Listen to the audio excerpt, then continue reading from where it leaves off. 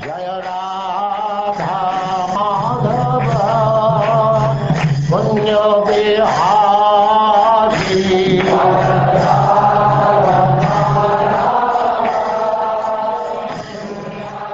And now chapter 22, Pritu Maharaja's meeting with the four Kumaras.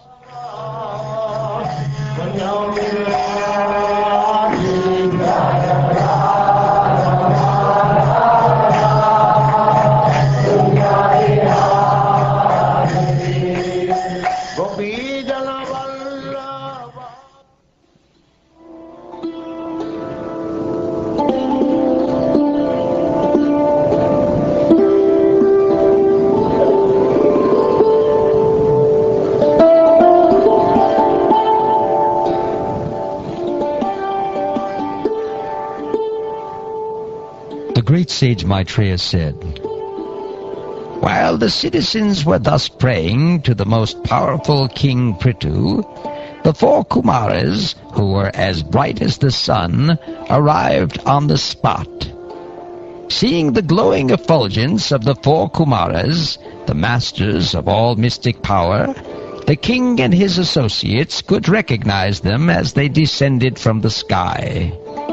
Seeing the four Kumaras, Prthu Maharaj was greatly anxious to receive them.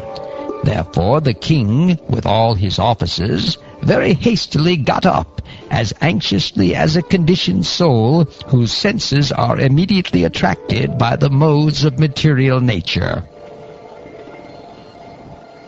When the great sages accepted their reception according to the instructions of the Shastras, and finally took their seats offered by the king, influenced by the glories of the sages, immediately bowed down. Thus he worshipped the four Kumaras. After this, the king took the water which had washed the lotus feet of the Kumaras and sprinkled it over his hair.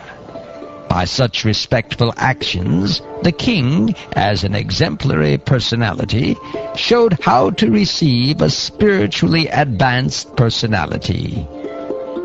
The four great sages were elder to Lord Shiva, and when they were seated on the golden throne, they appeared just like fire blazing on an altar. Maharaj Pritu, out of his great gentleness and respect for them, began to speak with great restraint as follows.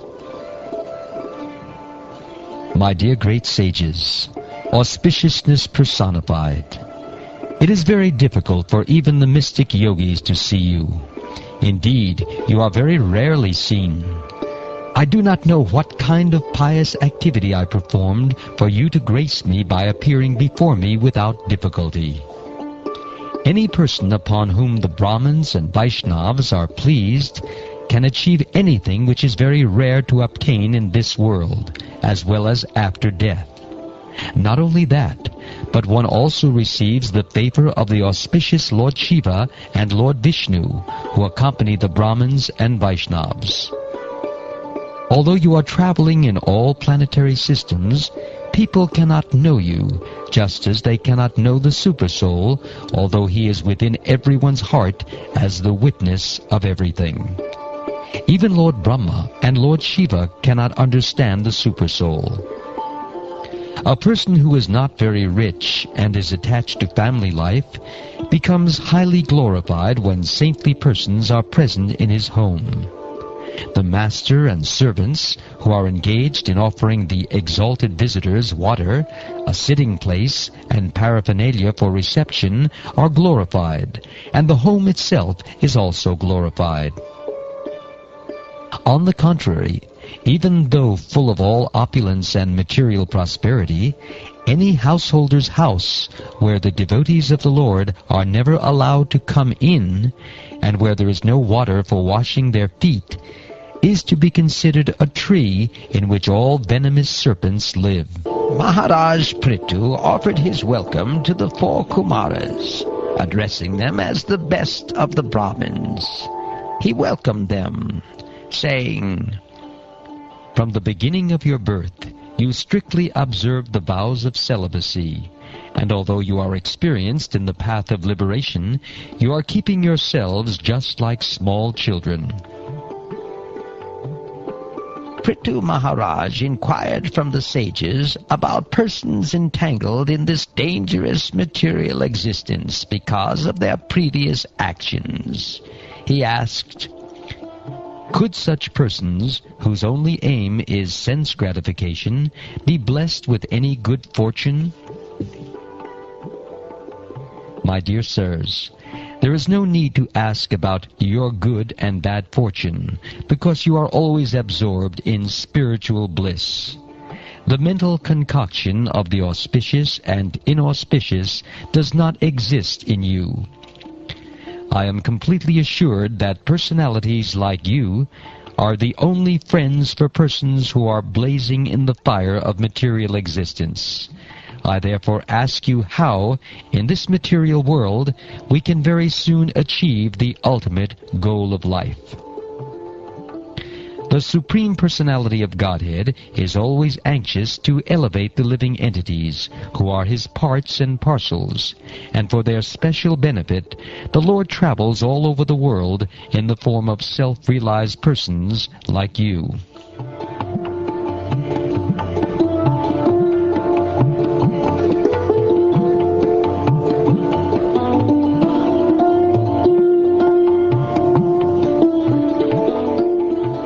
Thus Sanat Kumara, the best of the celibates, after hearing the speech of Prthu Maharaj, which was meaningful, appropriate, full of precise words and very sweet to hear, smiled with full satisfaction and began to speak as follows.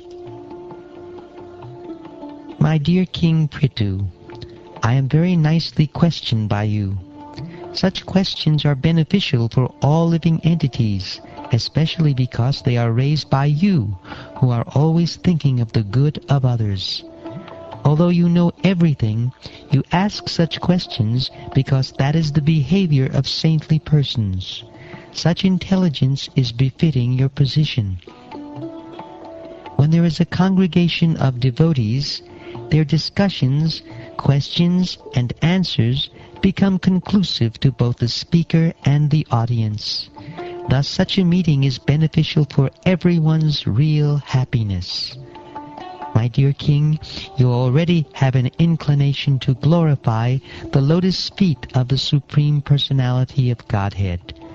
Such attachment is very difficult to achieve, but when one has attained such unflinching faith in the Lord, it automatically cleanses lusty desires from the core of the heart. It has been conclusively decided in the Scriptures, after due consideration, that the ultimate goal for the welfare of human society is detachment from the bodily concept of life, and increased and steadfast attachment for the Supreme Lord, who is transcendental, beyond the modes of material nature. Attachment for the Supreme can be increased by practicing devotional service, inquiring about the Supreme Personality of Godhead, applying Bhakti Yoga in life, worshipping the Yogeshvar, the Supreme Personality of Godhead, and by hearing and chanting about the glories of the Supreme Personality of Godhead. These actions are pious in themselves. One has to make progress in spiritual life by not associating with persons who are simply interested in sense gratification and making money. Not only such persons, but one who associates with such persons should be avoided. One should mold his life in such a way that he cannot live in peace without drinking the nectar of the glorification of the Supreme Personality of Godhead, Hari. One can be thus elevated by being disgusted with the taste for sense enjoyment. A candidate for spiritual advancement must be non-violent, must follow in the footsteps of great acharyas, must always remember the nectar of the pastimes of the Supreme Personality of Godhead, must follow the regulative principles without material desire, and while following the regulative principles should not blaspheme others. A devotee should lead a very simple life and not be disturbed by the duality of opposing elements. He should learn to tolerate them. The devotee should gradually increase the culture of devotional service by constant hearing of the transcendental qualities of the Supreme Personality of Godhead. These pastimes are like ornamental decorations on the ears of the devotees. By rendering devotional service and transcending the material qualities, one can easily be fixed in transcendence in the Supreme Personality of Godhead. Upon becoming fixed in his attachment to the Supreme Personality of Godhead by the grace of the spiritual master and by awakening knowledge and detachment, the living entity situated within the heart of the body and covered by the 5 elements burns up his material surroundings, exactly as fire arising from wood burns the wood itself. When a person becomes devoid of all material desires and liberated from all material qualities, he transcends distinctions between actions executed externally and internally.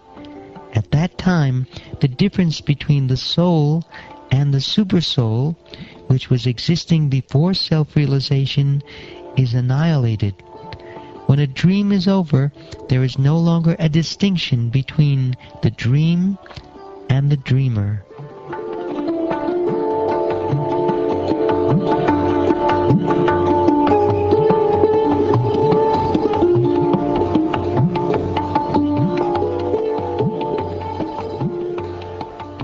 When the soul exists for sense gratification, he creates different desires, and for that reason he becomes subjected to designations.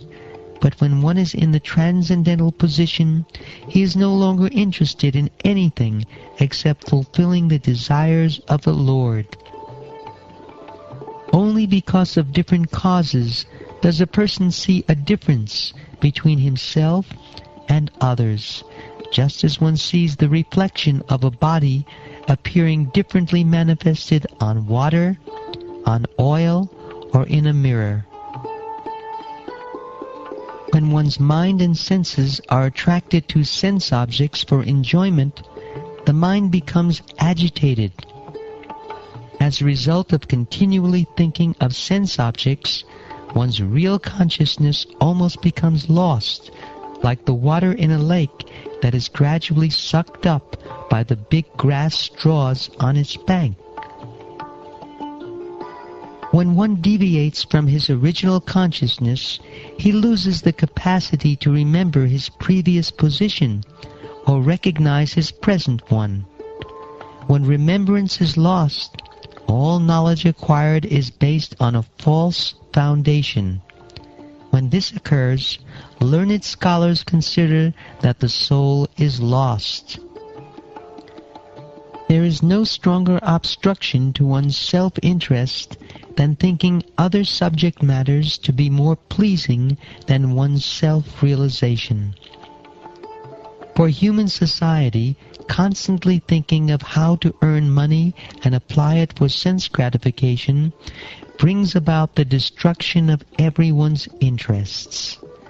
When one becomes devoid of knowledge and devotional service, he enters into species of life like those of trees and stones.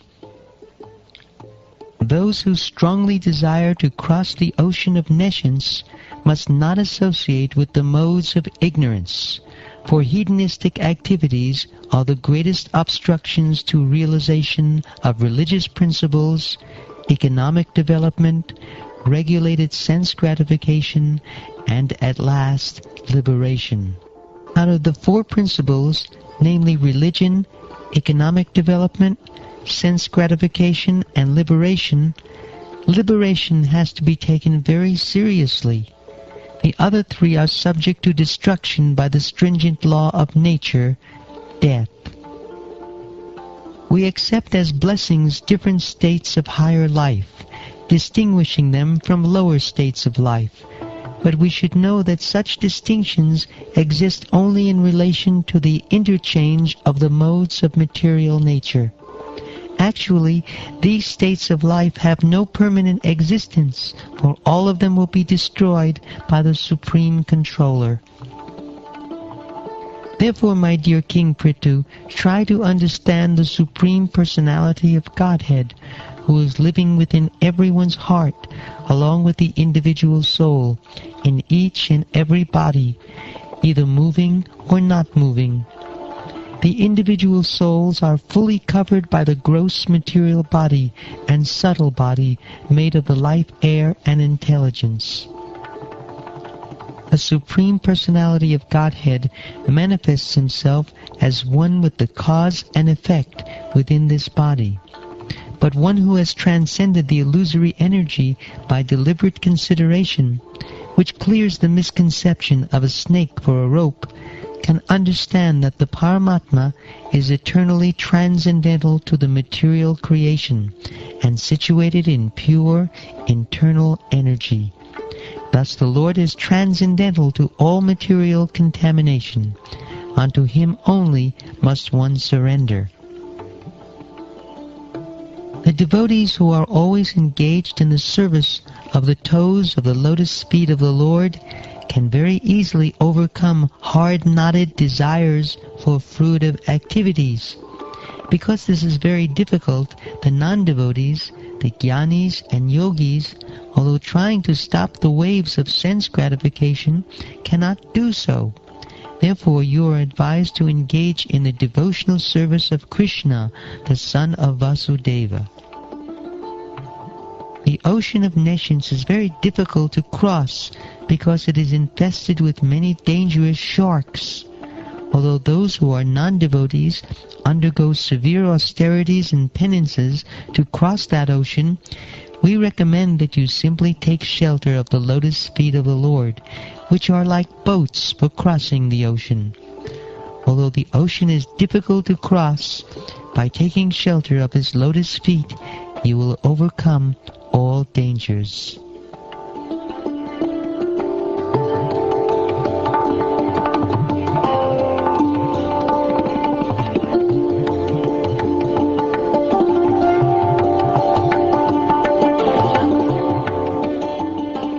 Being thus enlightened in complete spiritual knowledge by the son of Brahma, one of the Kumaras, who was complete in spiritual knowledge, the king worshipped them in the following words. He said, O Brahman, O powerful one, formerly Lord Vishnu showed me his causeless mercy, indicating that you would come to my house, and to confirm that blessing you have all come. My dear Brahman, you have carried out the order thoroughly, because you are also as compassionate as the Lord.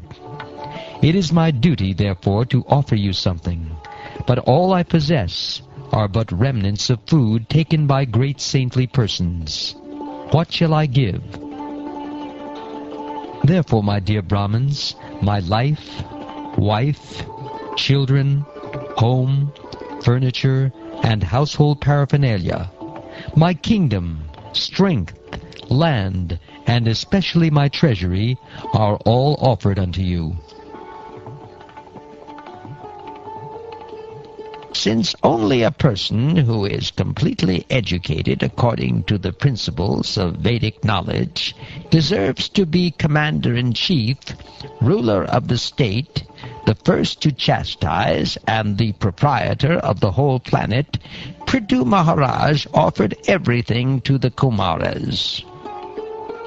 He said, The Kshatriyas, Vaishyas, and Shudras eat their food by virtue of the Brahmins' mercy. It is the Brahmins who enjoy their own property, clothe themselves with their own property, and give charity with their own property. How can such persons, who have rendered unlimited service by explaining the path of self-realization in relation to the Supreme Personality of Godhead, and whose explanations are given for our enlightenment with complete conviction and Vedic evidence, be repaid except by folded palms containing water for their satisfaction? Such great personalities can be satisfied only by their own activities, which are distributed amongst human society out of their unlimited mercy.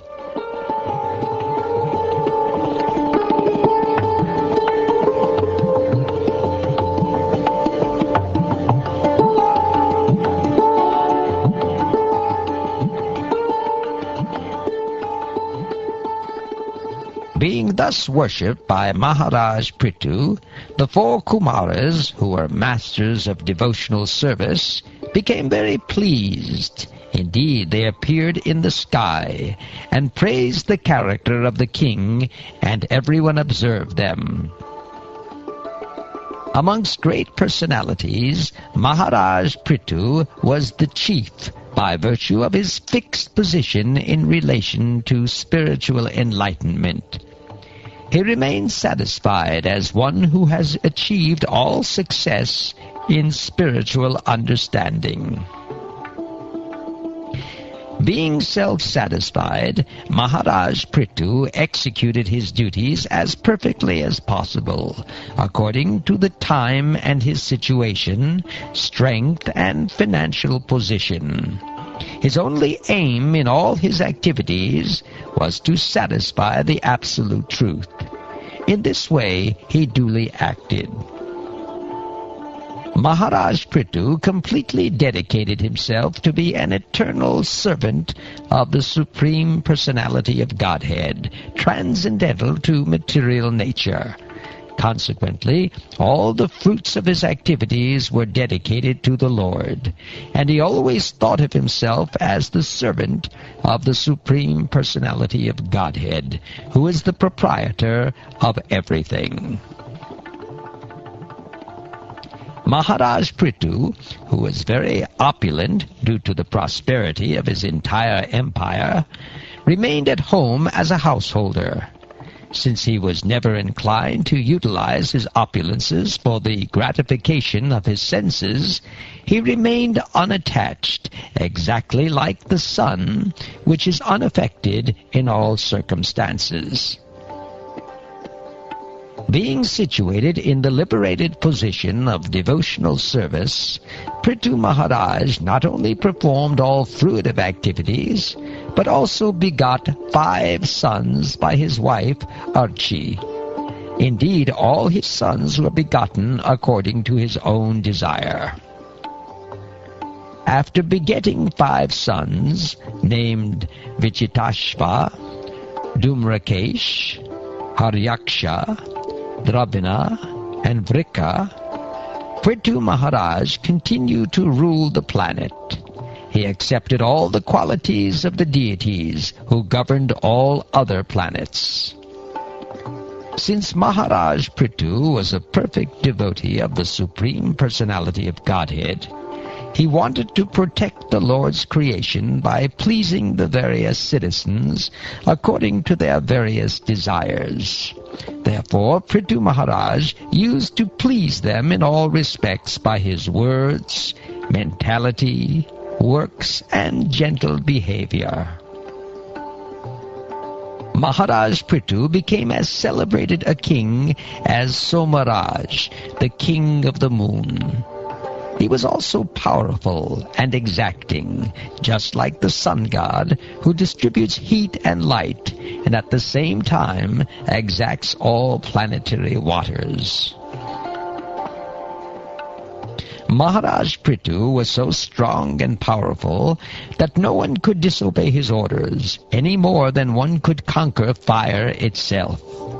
He was so strong that he was compared to Indra, the king of heaven, whose power is insuperable. On the other hand, Maharaj Pritu was also as tolerant as the earth, and in fulfilling various desires of human society, he was like heaven itself. Just as rainfall satisfies everyone's desires, Maharaj Pritu used to satisfy everyone. He was like the sea in that no one could understand his depths. And he was like Meru, the king of hills, in the fixity of his purpose. Maharaj Pritu's intelligence and education were exactly like that of Yamaraj, the superintendent of death. His opulence was comparable to the Himalaya mountains, where all valuable jewels and metals are stocked. He possessed great riches like Kuvera, the treasurer of the heavenly planets, and no one could reveal his secrets, for they were like the demigod Varunas. In his bodily strength, and in the strength of his senses, Maharaj Pritu was as strong as the wind, which can go anywhere and everywhere. As far as his intolerance was concerned, he was just like the all-powerful Rudra expansion of Lord Shiva or Sadashiva. In his bodily beauty, he was just like Cupid, and in his thoughtfulness, he was like a lion. In his affection, he was just like Swayambhuva Manu, and in his ability to control, he was like Lord Brahma. In his personal behavior, Prthu Maharaj exhibited all good qualities, and in spiritual knowledge, he was exactly like Brihaspati. In self-control, he was like the Supreme Personality of Godhead himself. As far as his devotional service was concerned, he was a great follower of devotees who were attached to cow protection and the rendering of all service to the spiritual master and the Brahmins. He was perfect in his shyness and in his gentle behavior, and when he engaged in some philanthropic activity, he worked as if he were working for his own personal self. Throughout the whole universe, in the higher, lower, and middle planetary systems, Prthu Maharaj's reputation was loudly declared, and all ladies and saintly persons heard his glories, which were as sweet as the glories of Lord Ramachandra.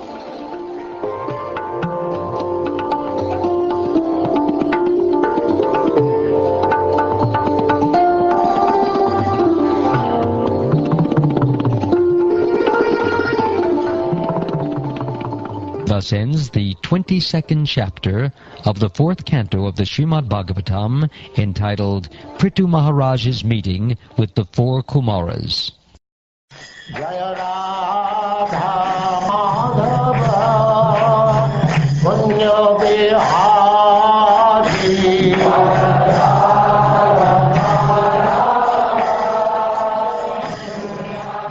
And now chapter 22. Pritu Maharaj's meeting with the four Kumaras.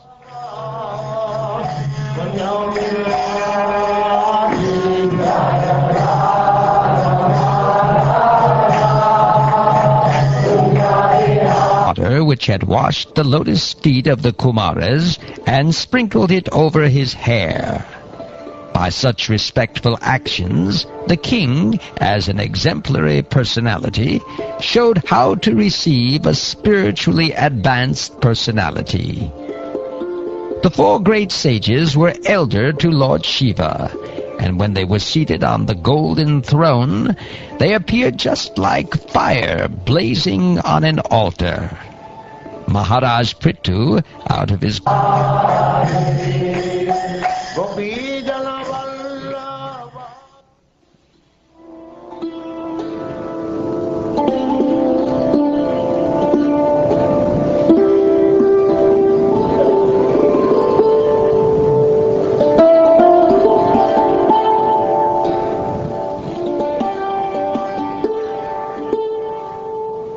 The great sage Maitreya said, "While the citizens were thus praying to the most powerful key as a conditioned soul whose senses are immediately attracted by the modes of material nature,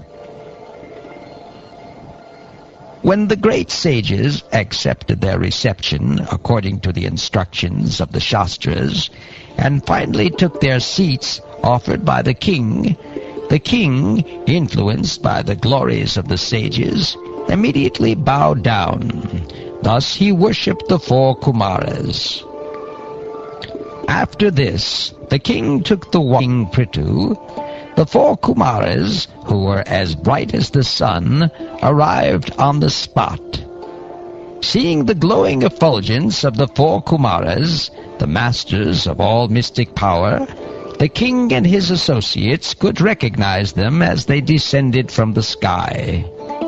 Seeing the 4 Kumaras, Pritu Maharaj was greatly anxious to receive them. Therefore the king, with all his officers, very hastily got up, as anxiously